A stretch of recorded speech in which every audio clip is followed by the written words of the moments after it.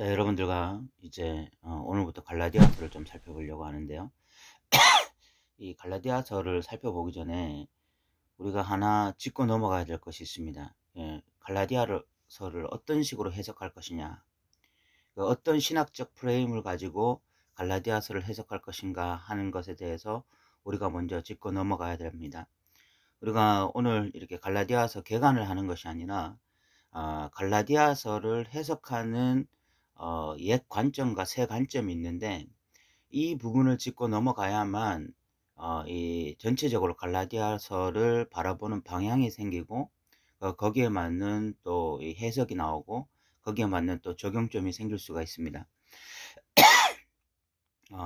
불과 몇십 년 전까지만 해도 이 갈라디아서를 바라보는 관점은 종교개혁 시대의 관점이었습니다.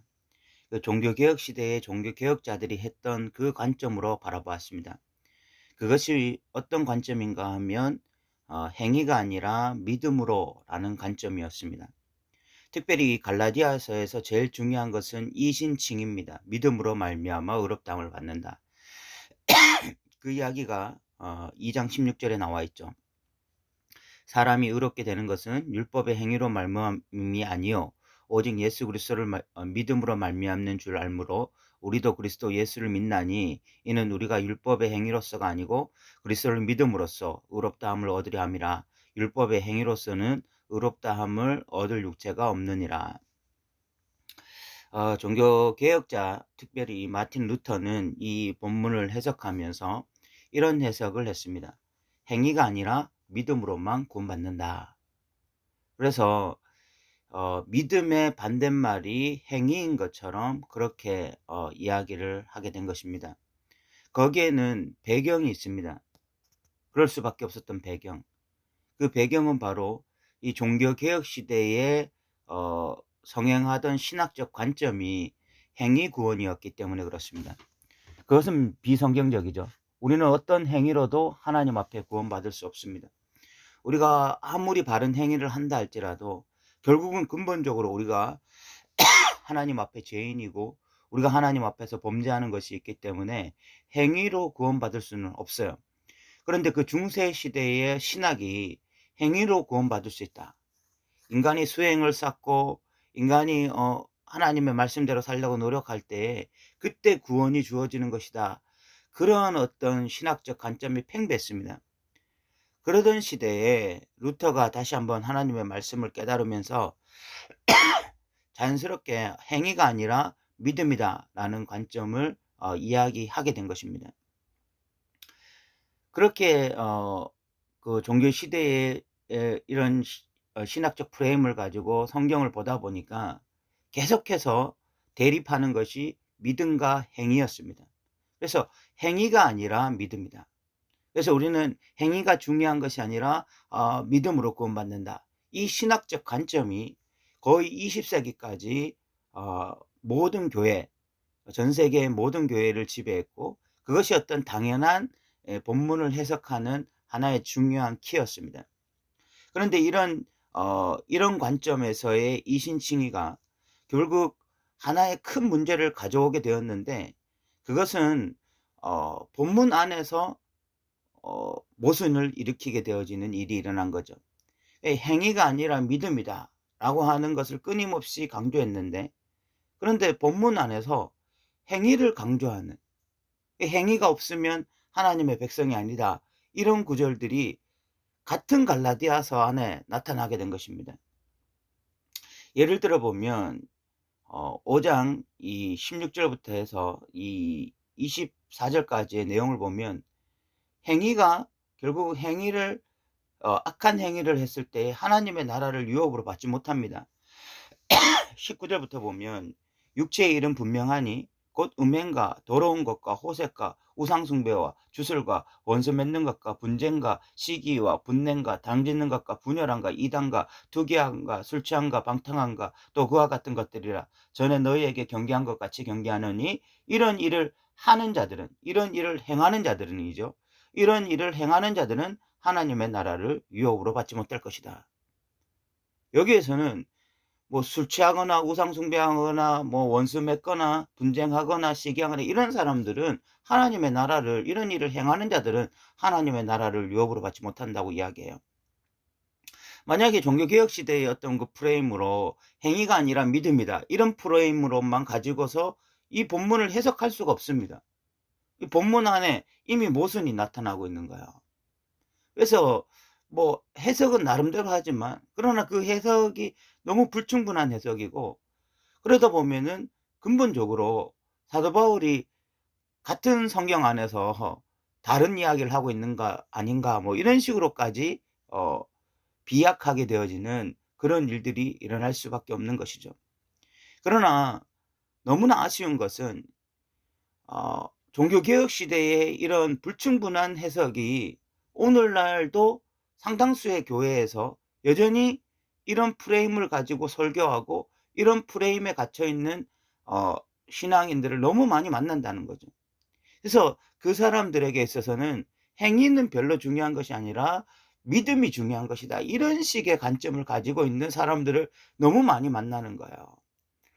반대로 여전히 그냥 행위로 모든 것이 결정되어진다고 생각하는 사람들도 만납니다. 그러니까 둘 중에 하나예요. 그냥 믿음만을 강조하든지 아니면 행위만을 강조하는데, 그 행위라는 것은 결국 행위 구원과 유사한 형태의 어떤 신앙이에요. 이런 양극단의 모습을 우리가 많이 볼 수 있게 되어진데, 특별히 종교개혁 시대 프레임으로 행위가 아니라 믿음이다, 이런 식의 어떤 강조를 하고 있는 많은 교회, 또 많은 그리스도인들을 만나게 되는 것입니다. 그러다 보니까 그들은 이런 관점을 가지고 있기 때문에 어떤 그 믿음 안에서의 순종이 결여되어도 되는, 순종이 불충분할 수도 있고, 또는 심지어는 순종이 결여되어도 믿음으로 그냥 구원받는다라는 식으로 설교하기도 하여지고 그렇게 믿게 되어지는 일들이 일어납니다. 그런데 순종이 결여된 믿음이라는 것은 없습니다, 여러분. 여러분 마태복음이나 야고보서를 보시면 더 명확해집니다. 그럼 순종이 없는 믿음이라고 하는 건 없어요. 그리고 순종이 없는 믿음을 가지고 있는 자들은 구원받지 못합니다. 저는 행위 구원을 말하려고 하는 것이 아닙니다. 저는 행위가 있어야, 믿음 플러스 행위가 있어야 구원받는다, 이런 관점에서 말하는 것이 아닙니다. 제가 말씀드리고자 하는 것은 마태복음이나 야고복음, 또 심지어 로마서, 심지어 갈라디아서, 이 모든 성경에서 말하는 것은 믿음이라고 하는 요소 안에 반드시 순종이라는 것이 포함되어 있다는 것을 말씀드린 거예요. 그러니까 믿음 자체에 대한 정의가 행위가 배제되어진, 순종이 배제되어진 믿음을 결코 사도 바울이 말하지 않았고, 예수님도 말씀하시지 않았고, 예수님의 동생 야고보도 말하지 않았다는 것입니다. 그 누구도 믿음 안에 순종이 없어도 된다라고 하는 것을 이야기하지 않았고, 심지어 루터조차도 그렇게 이야기하지 않았습니다. 그런데 우리가 이걸 너무나 단편적으로 지식을 가지고 있다 보니까, 깊은 어떤 신학적 연구를 하지 않다 보니까 그냥 이런 단순한 생각, 믿음으로만 구원받는다, 그리고 행위가 아니라 믿음이다, 이런 단순한 어떤 신학적 결론을 도출해 버리고 그냥 그걸 믿음으로써 그냥 구원받는다라고 생각하지만, 이거는 그냥 그렇게 생각하는 자들은요, 그냥 교리 하나 붙잡고 구원받는다 생각하는 거예요. 그런데 여러분, 이것은 그렇게 생각하는 자들은 구원받지 못합니다. 구원은 교리를 붙잡고 구원받는 게 아니에요. 구원은 결국은 예수님을 붙잡아야 되고, 예수님을 믿는 바른 믿음 위에 섰을 때에 우리가 참된 구원에 이르는 거예요.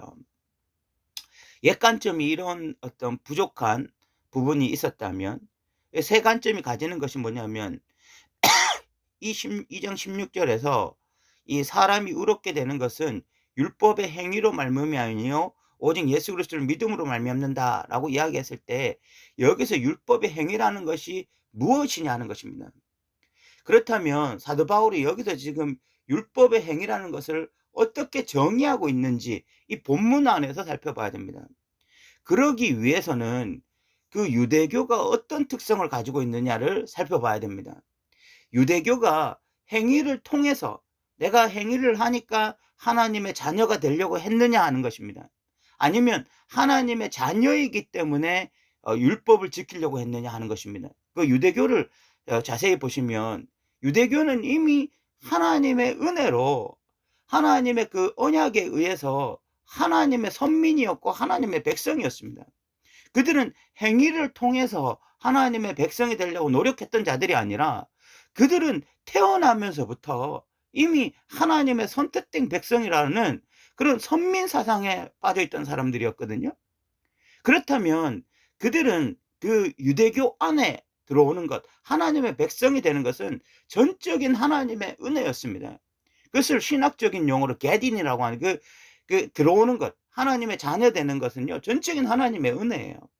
그런데 하나님의 백성으로서 머물러 있는 것, 그래서 스테인이라고 말하는데, 그 머물러 있는 것은요, 그것은 본인들이 하나님께서 주신 율법을 지킴으로써 그래서 계속해서 하나님의 백성으로 머물러 있다라고 생각한 것이에요. 그러니까 그 유대교가 율법을 바라보는 것이 그 율법을 바라보는 관점이 내가 이 율법을 지켰기 때문에 하나님의 자녀가 된다라는 것이 아니라 이미 나는 하나님의 선민으로서 하나님의 자녀입니다. 태어날 때부터 그런 인식을 가지고 있어요. 이스라엘 백성이 되었다라는 것 자체가 아브라함의 자손이고 그래서 우리는 이미 하나님의 백성이다. 근데 하나님의 백성을 유지하기 위해서는 할례도 행해야 되고 율법도 지켜야 된다라고 생각하는 거예요. 이것을 어떻게 말하는가 하냐면 언약적 신율주의라고 말을 합니다. 하나님의 백성 되는 것은 전적인 하나님의 은혜고 그 하나님의 백성 된 상태에서 그것을 유지할 때에 율법을 지켜나간다 이렇게 생각한 거예요. 그런데 종교개혁 시대의 그 해석이 뭐냐면 유대교는 행위로 구원받으려고 했던 종교다. 행위 구원 종교다 이렇게 생각한 거죠. 그러니까 본질적으로 출발선에서 차이가 있는 것입니다.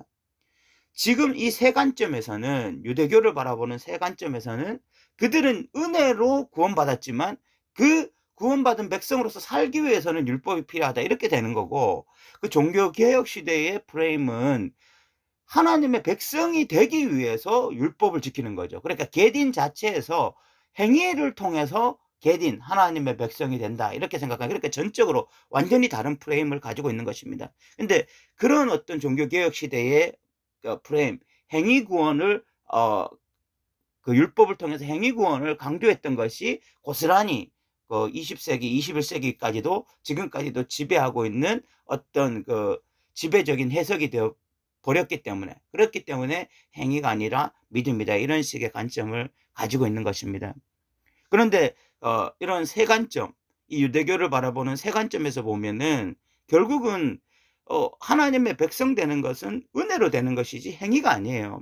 그럼 여기서 율법의 행위, 의롭게 되는 것은 율법의 행위로 말미암음이 아니요라고 말하는 것은 어떤 의미가 있는가 하면 율법을 지켜서 행위가 하나님의 백성이 된다 이런 관점이 아니라 결국은 그 유대인들이 가지고 있는 특성이거든요.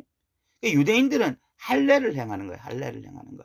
그리고 또 뭐 안식일을 준수한다든지 율법의 뭐 몇 가지 조항을 지켜 나가는 거죠.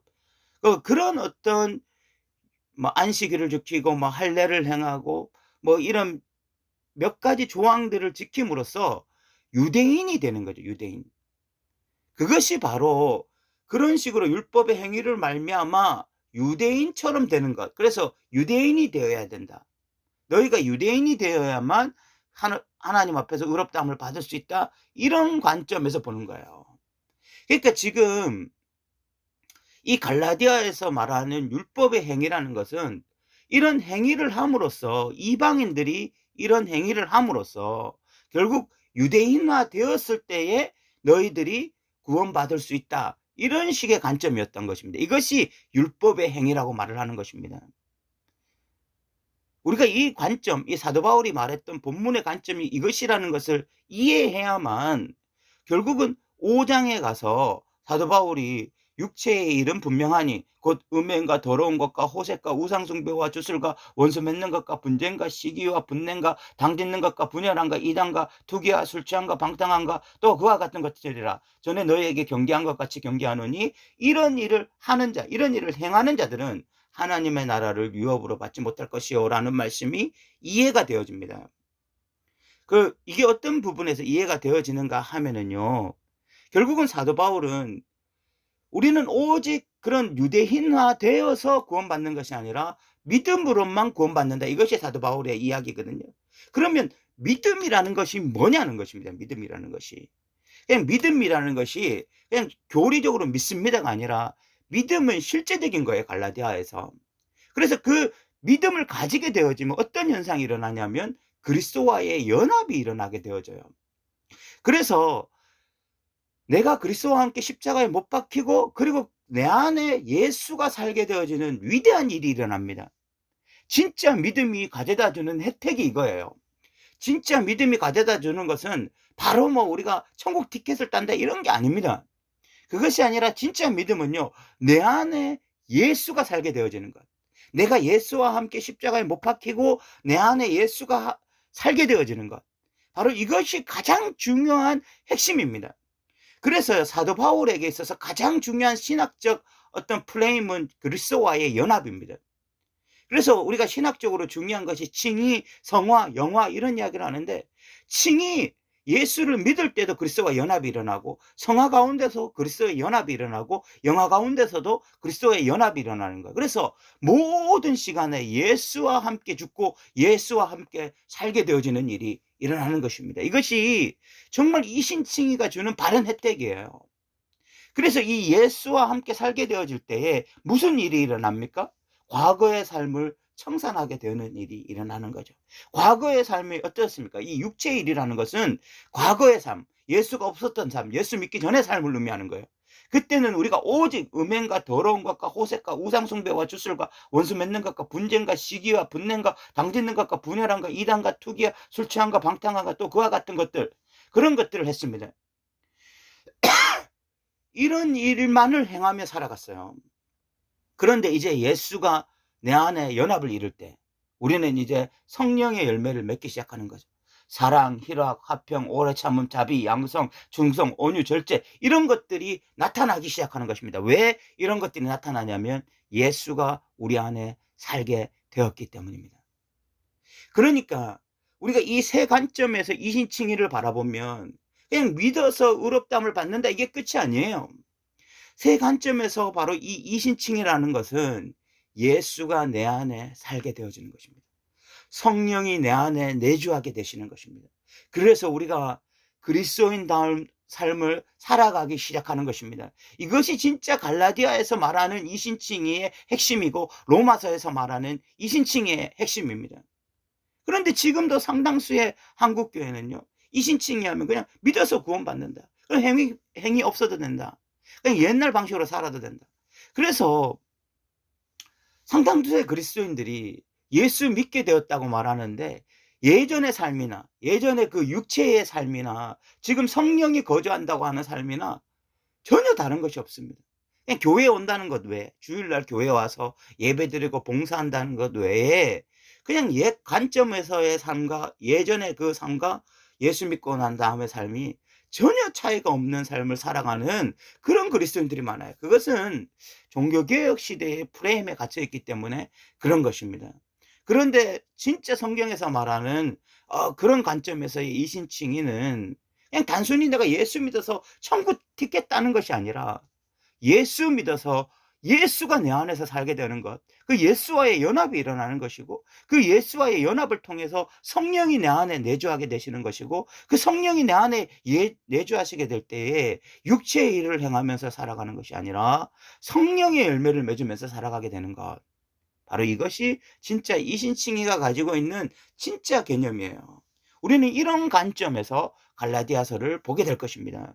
그래서 우리가 갈라디아서를 통해서 바른 이신칭의를 가지게 되었을 때는 우리가 순종을 배제하는 삶, 행위를 배제하는 삶이 아니라 오히려 더 순종하는 삶, 오히려 더 믿음으로 살아가는 삶이 되게 될 것입니다. 우리가 갈라디아서를 통해서 이런 관점이 우리 안에 바르게 회복되어지기를 원하고, 그래서 성령의 열매를 맺으며 살아가는 저와 여러분 되시기 바랍니다. 들어주셔서 감사합니다.